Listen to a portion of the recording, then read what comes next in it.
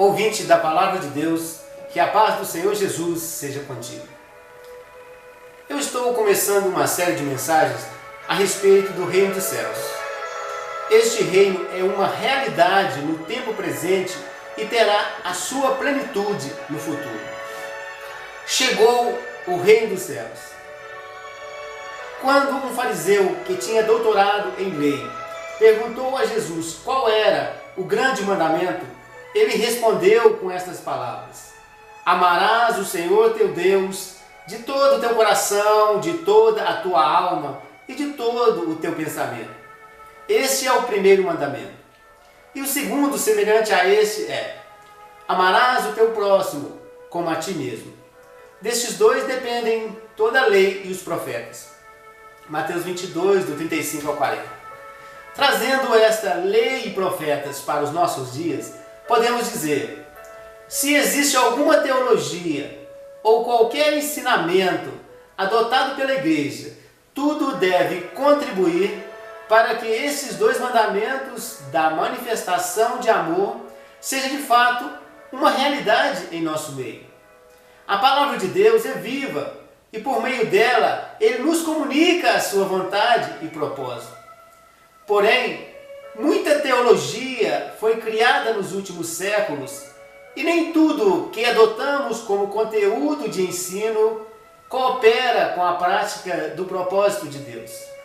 Diante disso, espero depender da sua graça para ocupar este meio de comunicação, apresentando algo útil, direcionado pelo Espírito Santo, na medida que falo da justiça de Deus. Os 10 mandamentos são compostos de ordens que levam o homem a praticar amor a Deus e ao próximo. Se alguém disser que eles substituem os compêndios de teologia, eu ainda diria mais, pois os 2 grandes mandamentos acerca de Deus e dos homens estão no centro que dá equilíbrio a todas as coisas. Deus é totalmente justo e todo pecado existente no mundo, praticado por homens religiosos ou não, é uma manifestação de injustiça e de desamor a Deus. Então esta é a diferença entre o reino de Deus e o reino dos homens. O reino de Deus chega quando em qualquer lugar e tempo começa-se a praticar a sua justiça. Não é o caso de se exibir uma bandeira física para marcar um território, mas sim de viver na terra de conformidade com o céu. Disse Jesus diante dos teólogos de Israel que criticavam a sua obra: se eu expulso os demônios pelo Espírito de Deus, é chegado a vós o reino de Deus. Mateus 12, 28. O reino de Deus é a nossa certeza de vitória, pois se trata da casa que Deus governa. O homem provou de todas as formas que é limitado, fraco e incapaz de caminhar sozinho. Todo o êxito obtido até hoje foi quando o homem colocou em prática o temor do Senhor como princípio da sabedoria. Todos nós somos dependentes de Deus e toda vez que alguém foge desta dependência, acaba colhendo frutos dos quais nunca esperavam obter. Todas as alianças feitas entre Deus e o homem, este como parte contratante quebrou o pacto. Hoje damos graças pela aliança eterna, realizada no sangue de Cristo em favor de muitos. Mateus 26, do 27 ao 28. Se dissermos que temos um homem como rei, isto é verdade, mas este homem também é Deus. O reino dos céus é perfeito, eterno e infalível, porque é dirigido por Deus e sustentado pela sua vida. Visto como na sabedoria de Deus o mundo não conheceu a Deus pela sua sabedoria, aprove a Deus salvar os crentes pela loucura da pregação.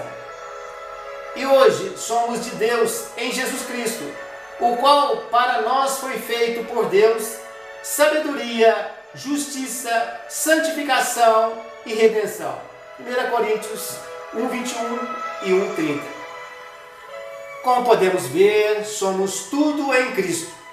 Estando nele, vivemos a loucura do entendimento humano. Pois como alguém vai entender o poder de Deus aperfeiçoando em nossa fraqueza?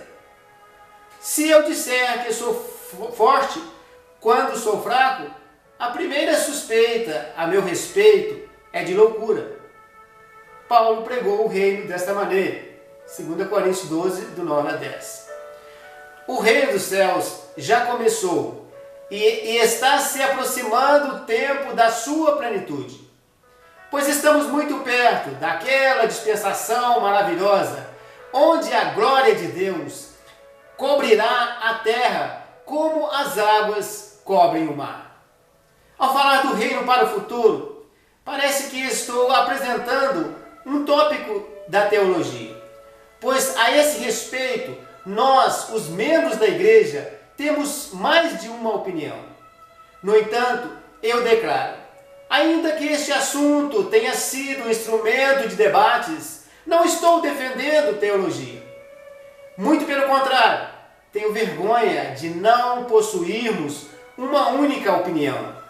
Porque se a loucura de Deus é mais sábia que os homens e a fraqueza de Deus mais forte que os homens, teria ele fracassado ao instruir os escritores da sua palavra, levando-os a fornecer informações que não fossem alcançar os homens em todos os tempos? Se me perguntarem a que linha estou seguindo e de qual dos reformadores sou discípulo, digo apenas que a palavra não está algemada. E assim como João Batista gritou no deserto, arrependei-vos, porque é chegado o reino dos céus, e o próprio Jesus não só disse, como também ordenou que seus discípulos proclamassem isto ao entrar em cada cidade, mais uma vez eu digo, o reino dos céus chegou. É grande a oposição dos proclamadores do reino. João Batista foi degolado, o próprio rei Jesus foi crucificado, e os outros profetas foram mortos pelo seu próprio povo. Contudo, estamos diante de um reino eterno, do qual dependem os demais reinos. Pois o nosso Senhor é Rei dos reis e Senhor dos senhores. Depender do Espírito Santo nos enche de segurança, porque desprezamos a nossa sabedoria e aprendemos com Deus, que no lugar da nossa fraqueza, concede-nos o poder que vem do alto. O mesmo Deus que ordenou que as águas do mar não ultrapassassem a areia da praia e que os planetas obedecessem à sua órbita, é aquele que ouviu a oração de Cornélio, um gentio piedoso, e falou com Pedro, o apóstolo, que ele não fazia acepção de pessoas. Atos 10, 1 a 48. Se nós, ainda que tenhamos a honra de membros da igreja, buscarmos a nossa própria glória, precisamos de arrependimento. Naqueles dias, muitos se humilharam, encheram de poeira os seus pés e caminharam ao deserto só para ouvir João Batista dizer: arrependei-vos, porque o reino dos céus chegou. Porém hoje já recebemos o Espírito, que é o nosso Consolador, e falando ao nosso espírito humano, ele diz: com respeito ao reino, aquele que a si mesmo se exaltar será humilhado, e o que a si mesmo se humilhar será exaltado. Mateus 23, 12. A palavra inicial, arrependei-vos, porque o reino dos céus chegou, é uma chave que usamos todos os dias da nossa vida. O primeiro arrependimento é aquele que resulta na salvação, que é o novo nascimento ou regeneração. A partir do momento que somos gerados de novo pela semente incorruptível, que é a palavra de Deus, somos transportados de um reino para o outro, ou seja, nos arrependemos dos nossos pecados e saímos do império das trevas para o reino do Senhor Jesus Cristo. Colossenses 1,13. No entanto, o nosso viver prático é um testemunho numa terra ocupada pelo inimigo, onde Satanás é o príncipe deste mundo. Hoje não podemos dizer que o reino está aqui ou ali, pois é um reino invisível, composto do rei e dos filhos do reino, que estão em toda parte.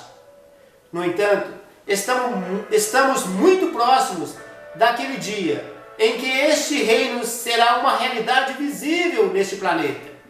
Segundo a palavra, estamos na igreja sendo treinados para ajudar Jesus a governar este planeta.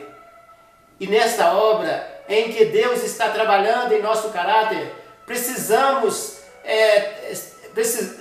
nos arrepender o tempo todo, pois a nossa carne milita contra o Espírito de Deus e nesta guerra existem dois reinos brigando dentro de nós. Gálatas 5, 16 a 17.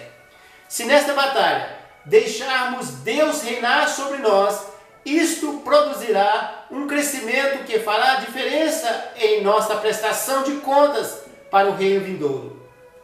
Na próxima mensagem, continuarei falando sobre o reino dos céus. Jesus é o Senhor.